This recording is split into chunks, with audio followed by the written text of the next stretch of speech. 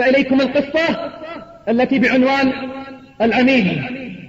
هناك في أرض فلسطين وفي أحد أحياء القدس الشرقية القديمة وقفت سيارة أجرة أمام دار تسكنها عجوز تعرف بأم حسان. نزل من السيارة حسان وزوجته وابنهما الصغير أحمد. لقد عاد حسان من أمريكا بعد أن أتم دراسته الجامعية والدراسات العليا هناك حتى أصبح دكتورا في تخصصه. رجع حسان بعد غياب فتلفت بعد أن نزل من السيارة الأجرة، تلفت يبحث عن رفقائه وأقربائه فلم يرى شيئا. لقد تغير كل شيء، أصبح كل شيء حزينا ولا شيء هناك يدعو للفرح. حتى أمه لم يجدها أمام البيت تنتظره كما كان يتوقع. شعر بخيبة الأمل تغتال الفرحة التي جاء بها.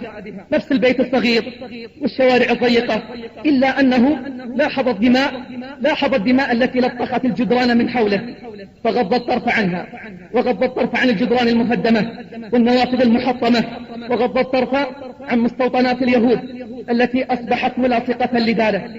نسي المزارع والبساتين التي كان يلهو ويلعب فيها مع رفقائه أيام صباه. قالت له زوجته: هل سنبقى واقفين هكذا؟ فالتفت إليها قائلا: لا تقدمي فها هي الدار أمامك.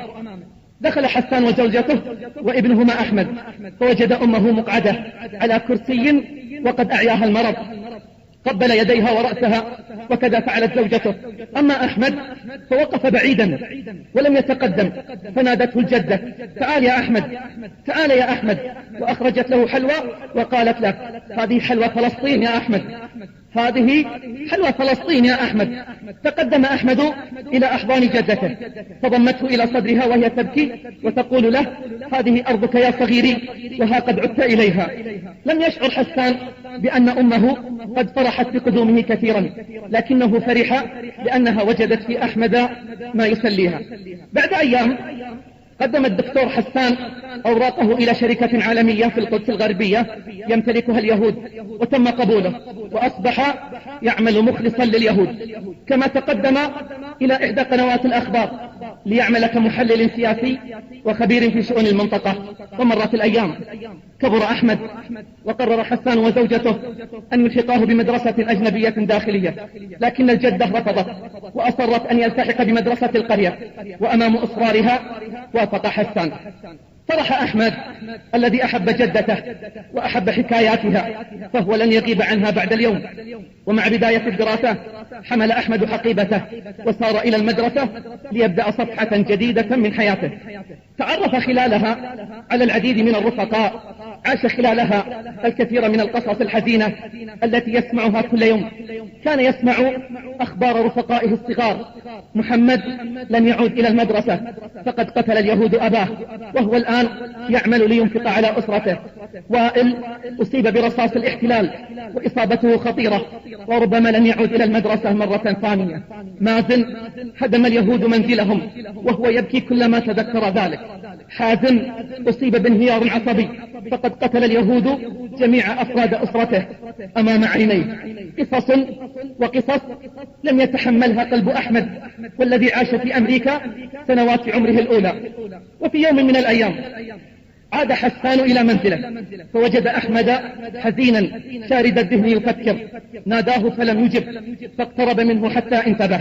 قال له: فيما تفكر يا بني؟ فيما تفكر يا أحمد؟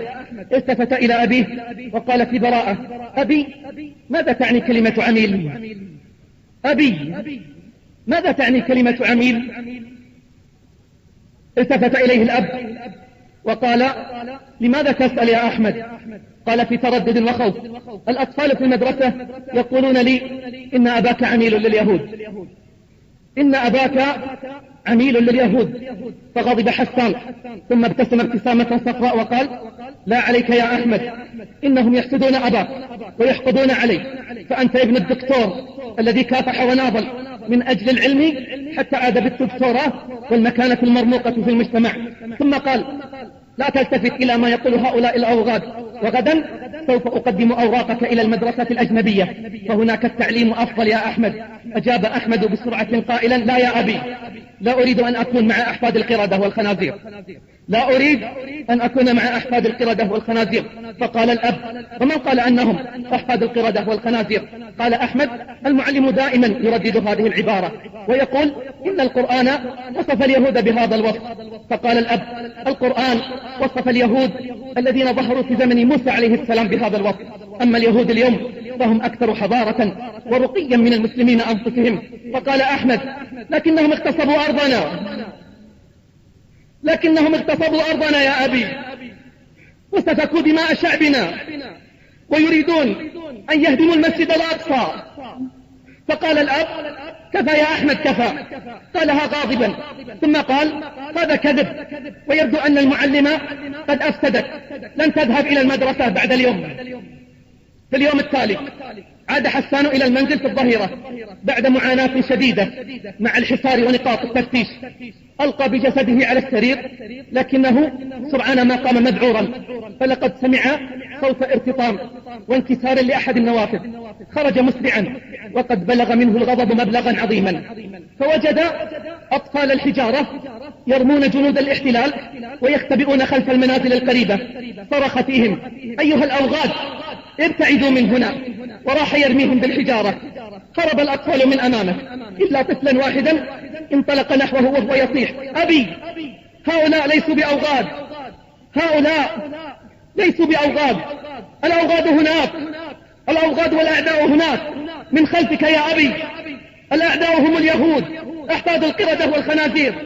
التفت حسان إلى الخلف فرأى جنديا يهوديا يصوب بندقيته نحو أحمد، فانطلق يجري وهو يصرخ: لا توقف، إنه ابني، إنه أحمد.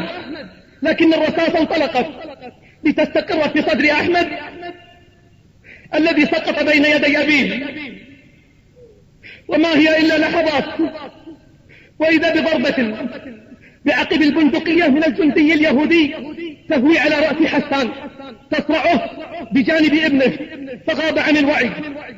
أفاق حسان من غيبوبته فوجد أم أحمد بجانبه تبكي، فقال وأول ما نطق: أين أحمد؟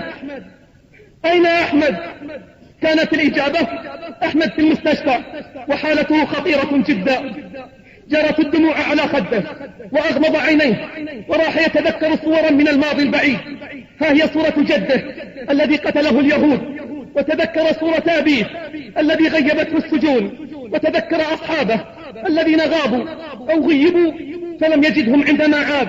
تذكر صورة أحمد وهو يصيح: الأعداء هم اليهود، الأعداء هم أحفاد القردة والخنازير. على بكاء حسان وارتفع نحيبه، وأخذ البكاء يزداد وهو يتذكر كلمة عميل. ماذا تعني كلمة عميل؟ مسكين أنت يا أحمد، كم كنت تعاني وأنا لا أشعر بك. في الصباح كتب حسان خطابا ووضعه في ظرف وخرج من بيته متوجها إلى مقر عمله، وعند البوابة استدعاه حارس الأمن وسلمه خطابا من الشركة. قرأ حسان الخطاب فإذا هو قرار بالفصل، والسبب أن ابنه من الإرهابيين، السبب أن ابنه من الإرهابيين. إذا فلندعهم ينتهكون أعراضنا ويهدمون مقدساتنا. مزق الخطاب ومد يديه إلى الخطاب الذي كتبه ومزقه أيضا، ثم عاد إلى الوراء متوجها إلى المستشفى وفي غرفة العناية المركزة، والتي لم يبقى ما يدل على أنها غرفة عناية مركزة إلا الورقة المعلقة على الباب. الضحايا في كل مكان، صغارا وكبارا، رجالا وشيوخا ونساء. الآهات تنبعث من كل جزء في الغرفة، حركة دائبة، مصاب قد مات ومصاب جديد قد وصل.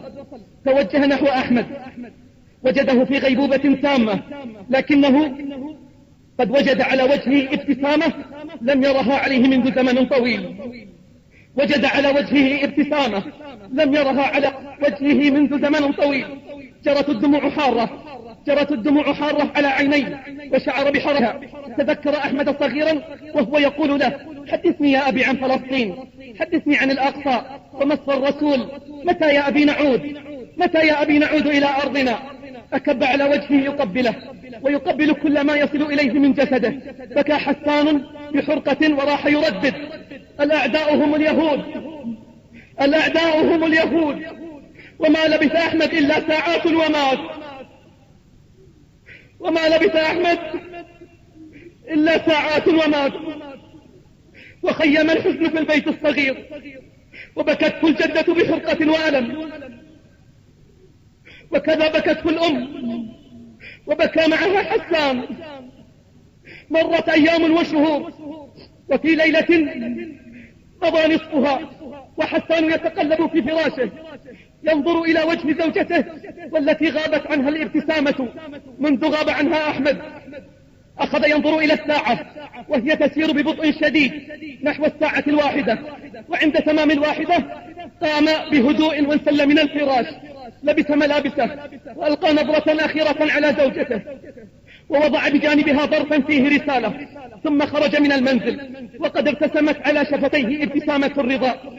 قامت أم أحمد عند الفجر فلم تجد حسان، لم تجد زوجها، ووجدت الرسالة بجانبها. فتحت الرسالة وقرأتها: بسم الله الرحمن الرحيم. أم أحمد: لقد اشتقت إلى أحمد. أم أحمد: لقد اشتقت إلى أحمد. غدا نلتقي في الجنان بإذن الرحمن، غدا نلتقي في الجنان بإذن الرحمن. كما قال الله: والذين آمنوا واتبعتهم ذريتهم بإيمان ألحقنا بهم ذريتهم وما ألتناهم من عملهم من شيء، كل امرئ بما كسب رهين. خرجت مسرعة تنادي في الظلام: حسان حسان. لكن حسان مضى منذ ساعات ووراه الظلام ليبزغ فجر جديد. فلقد انضم حسان منذ شهور إلى كتائب عز الدين القسام، وقام في تلك الليلة بعملية من أروع العمليات، وأثبت للجميع أنه ليس بعميل، أثبت للجميع